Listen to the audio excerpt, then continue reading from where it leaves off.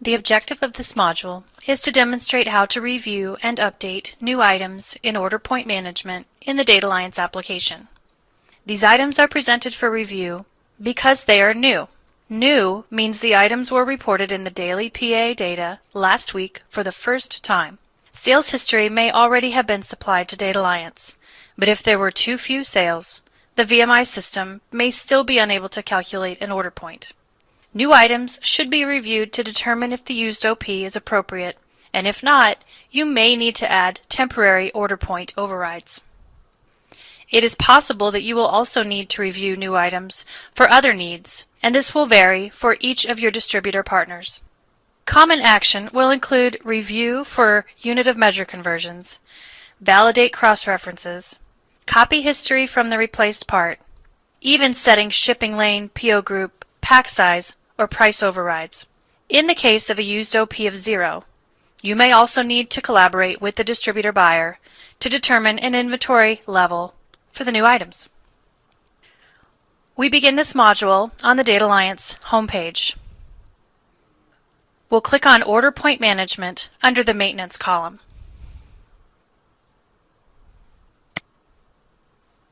You are now on the OP Management Distributor Navigation page.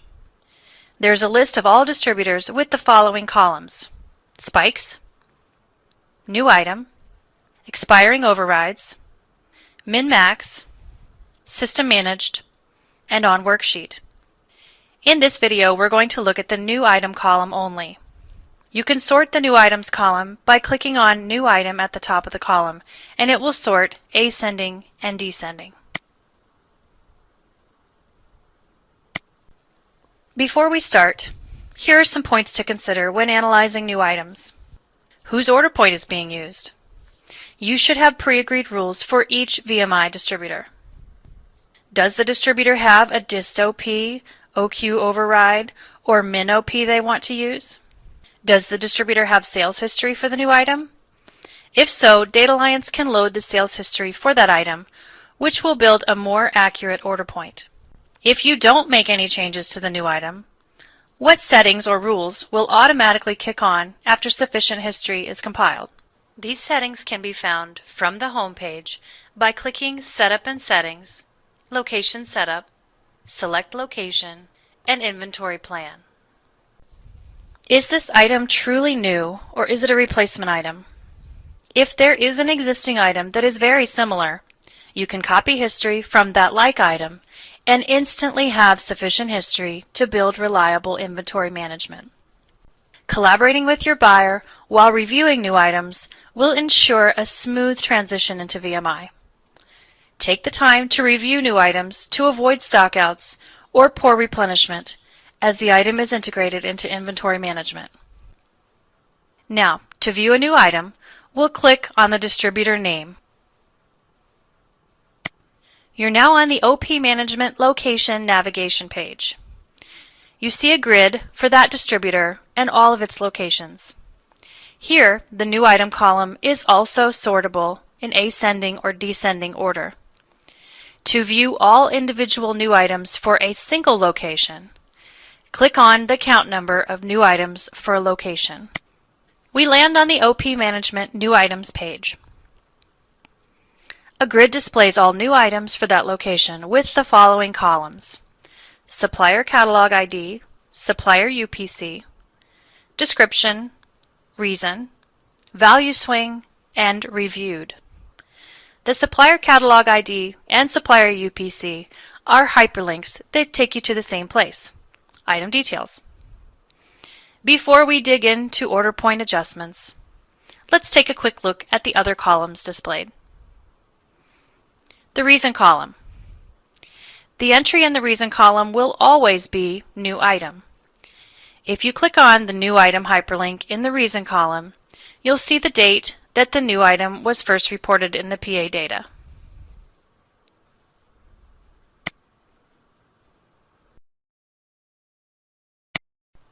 The Value Swing column is not used in the new item workflow and will always be blank. The Reviewed column is where you indicate that your review is finished. We'll come back to this column after we've examined more options on the item details. Let's talk about adjusting or overriding the order point. We'll summarize the tools available to you for adjusting or overriding the order point. Please make use of our help bubbles, which go into greater detail for each field and how it is used. Additionally, we're happy to work with you when analyzing new items. We can set up a shared meeting and go through the items together while discussing and applying your own business rules. From this page, we'll click on the Supplier Catalog ID or Supplier UPC to open up Item Details. Now that we're in Item Details, take a look at the center grid called Replenishment. Examine the order points and other data points on that center grid. If you'd like to adjust or override the existing order point, go to the selections on the left side of the screen and click OP/OQ Data. Existing order points and override management fields will display. To edit these fields, we'll click on the Set OP/OQ Override link at the bottom of the screen, and all fields will become editable. There are 5 sections on this screen in blue font: Distributor Overrides, Planner Overrides, OP Overrides, OP Adjustment, and Other. For the purposes of this training and most common business case scenarios, we'll focus on setting an OP override and discuss how to navigate through the OP override workflow on the screen. Once again, we are pleased to work with you individually to discover the best OP management tools for your business. In some business scenarios, new items could be assigned to a behavior group that controls exception flags, such as freezing forecast or excluding from build to threshold. This is done on the exceptions page. For some customers, there's an exclude from suggested transfers or exclude from returns option.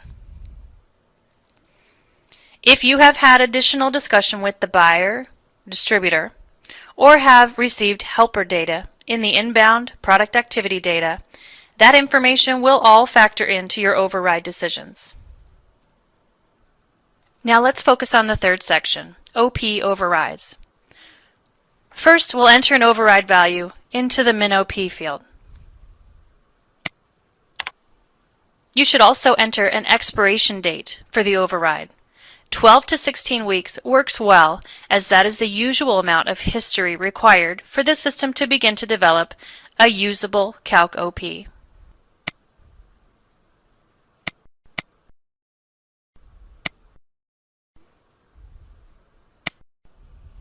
Expiring overrides will be presented to you in OP Management the week in which they will be expiring. So it's a good trick to make them expire on a Friday to allow you a full working week to review the item before they expire. In the comments field, you are encouraged to put your initials, date, and any other comments that will remind you why this override was added.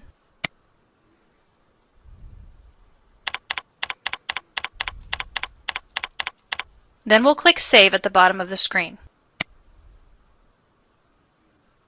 Many, but not all, of the overrides on this page will affect the Calc OP, so we recommend that you always click Recalc OP/OQ to reset the Calc OP for this item, just to be sure.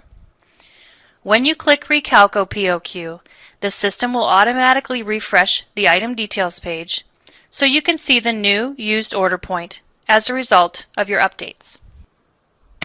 To undo or edit any OP/OQ overrides, you can again click OP/OQ Data and then set OP/OQ Override. We are finished reviewing this item. Let's go back to the OP Management New Items page and show this item has been reviewed before we move on to the next one. You can click Close Window at the upper left corner, or if your browser has opened item details in a new tab, you can close the tab.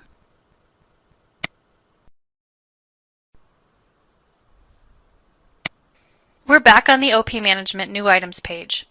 The last column on the right says Reviewed. The default setting for Reviewed is No. After you review an item, you'll click the Yes Radio button and then click Update at the bottom of the screen.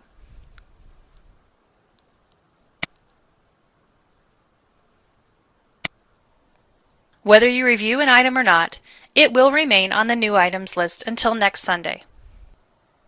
All OPM items reported to you show the revised order points that are being used for today's suggested orders. If you make changes, you must rebuild today's suggested orders to pick up the revised order points. You can customize how order point management new items are handled. All new items that are reported on daily PA data will be sent to OPM new items by default. However, there are several customization options that will act on new items without your input or need for review. There's an auto review setting that will automatically move the new item to inventory management based on preset parameters. Additionally, auto launch can be set to bypass OPM new items. Any customization options can be discussed with your customer care analyst. That concludes this module.